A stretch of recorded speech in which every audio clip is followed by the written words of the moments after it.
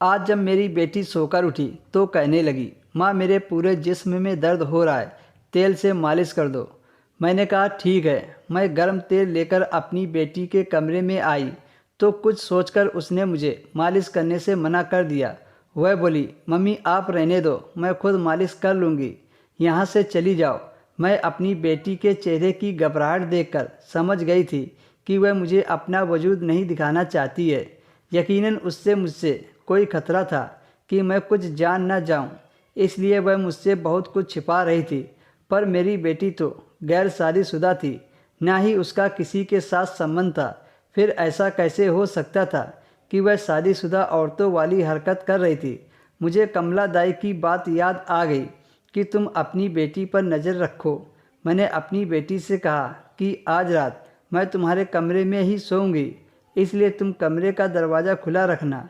मेरी बात सुनकर उसने मुंह बना लिया और बोली कि ठीक है। लेकिन जैसे ही मैं 1-2 घंटे के बाद अपने काम पूरे करके वापस अपनी बेटी के कमरे में आई तो देखा उसने अंदर से दरवाज़ा बंद कर रखा था। मुझे बहुत हैरत हुई, मुझे गुस्सा भी आया।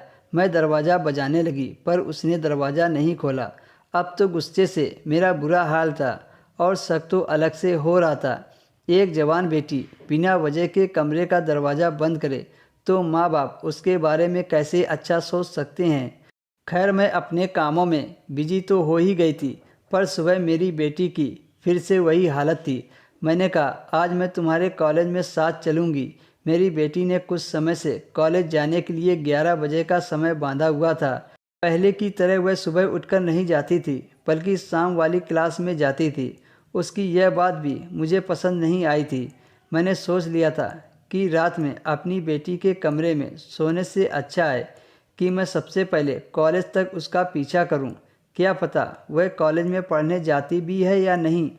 उसी दिन मैंने फैसला कर लिया। करीब 1-2 बजे जब वह घर से चेहरे पर दुपट्टा बांधकर निकली तो मैंने भी एक काली चादर खुद पर लपेट ली और उसके पीछे पीछे चल पड़ी। मेरी बेटी मेरे ख्याल से कहीं और जा रही थी, क्योंकि कॉलेज का रास्ता तो कोई और था। फिर बेटी ने छोटे से रिक्शे को रोका, उसको पैसे दिए और रिक्शे में बैठकर कॉलेज के लिए चल पड़ी। मैं हैरान रह गई कि मेरी बेटी के पास इतने सारे पैसे कहाँ से आए कि वह रिक्शे वाले को भी पैसे दे रही है, क्योंकि मैंने तो कभी अपनी बेटी को पैसे नहीं दिए थे। और आज तो मेरी बेटी ने अच्छा जोड़ा भी पहन रखा था। यह देखकर मुझे भी एक रिक्शा रोकना पड़ा। मैं उस पर बैठ गई। वह हमारे जानने वाले थे। मैं पैसे लेकर घर से नहीं निकली थी। उसने मुझे फ्री में ही बेटी के कॉलेज तक छोड़ दिया। ऊपर वाले का यह तो शुक्र था कि वह कॉलेज ही गई थी। कॉलेज के सामने उसने अपना रिक्शा रुकवाया और फिर वह अंदर चली गई। तभी अचानक।